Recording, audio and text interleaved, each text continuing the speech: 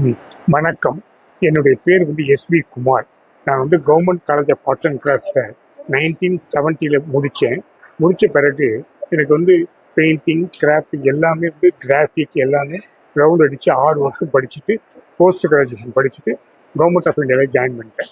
அதுக்கு பிறகு எனக்கு பெயிண்டிங்கும் பண்ணிட்டு இருந்தேன், நிறைய பேர் கைடன்ஸும் பண்ணிட்டு இருந்தேன். நிறைய பேர் இந்த லைனில் குவாலிஃபைடாக இல்லாதவங்களை குவாலிஃபைட் ஆகிறது என்னோட கடமையாக பண்ணிட்டு இருந்தேன். அவங்க பண்ணிகிட்டே இருக்கும்போது எனக்கு தெரிஞ்சு இப்போது வெறும் எஸ்எஸ்எல்சி ஆர்ட் இஷ்யூ சொல்லாமல் இப்போ diploma in fine arts, bachelor of fine arts இதெல்லாம் போட்டுக்காரான அளவுக்கு எல்லா பெண்களுக்கும் ஆண்களுக்கும் சொல்லிட்டு இருக்கிறேன். நான் அந்த யூனிவர்சிட்டியில் போர்ட் ஆஃப் அட்வைசராக இருக்கிறேன்.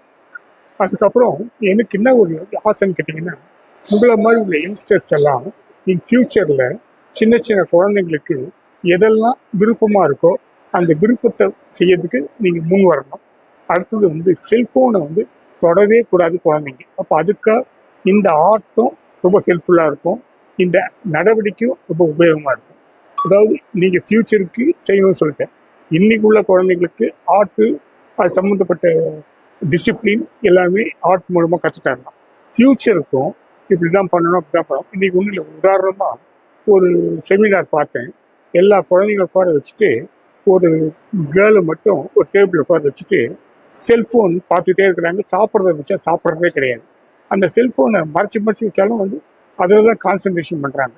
அப்போது அவங்களுக்கு என்னென்ன ப்ராப்ளம்லாம் செல்ஃபோனால் ஆச்சுன்றதை கண்டுபிடிச்சி அவங்க மாஸ்க் ஒன்று போட்டு இந்த குழந்தைங்கிட்ட இந்த செல்ஃபோனை கொடுத்தா எந்த குழந்தைங்களும் வேண்டாம் வேண்டாம் வேண்டான்ட்டாங்க. ஏன்கிட்ட ஒரு இன்சிடென்ட்டை நம்ம காமிச்சதுனால அந்த குழந்தைங்களுக்கு ரீச் ஆச்சது. ஸோ அதேமாதிரி ரீச் ஆகுற மாதிரி ஒவ்வொரு விஷயமும் பல உதாரணங்களை வச்சு பல இதை வச்சு செய்ய வேண்டியது இருக்கும். நிறைய உதாரணங்கள் இருக்கிற காலகட்டத்தில் மெட்டீரியல்ஸ் நிறைய கிடைக்குது. இந்த மெட்டீரியல்ஸ் கிடைக்கிறத வச்சு எல்லா இன்னைக்கு ஜெனரேஷன் உள்ள குழந்தைங்க, ஃபியூச்சர் ஜெனரேஷன் குழந்தைங்க, ஃபாஸ்ட்டாக இருந்த குழந்தைங்க எதை லேக்கிங் இதெல்லாம் எடுத்து செய்ய வேண்டிய கடமையாக நம்ம செய்யணும்.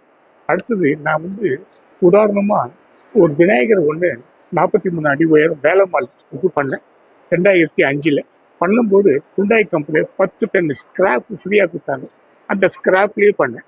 அதுக்கப்புறமா தொடர்ந்து 64 சிலைகள் வேஸ்ட் குப்பையில் பண்ணியிருக்கிறேன்.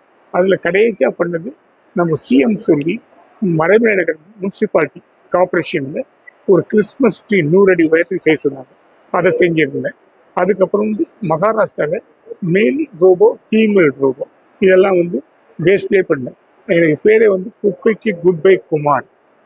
அதுக்கப்புறம் எனக்கு ரொம்ப ஆசை என்னன்னு கேட்டிங்கன்னா, இலவசமாக இந்த ஆர்ட் அண்ட் கல்ச்சரை உலகம் பூரா கொண்டு போகணும்.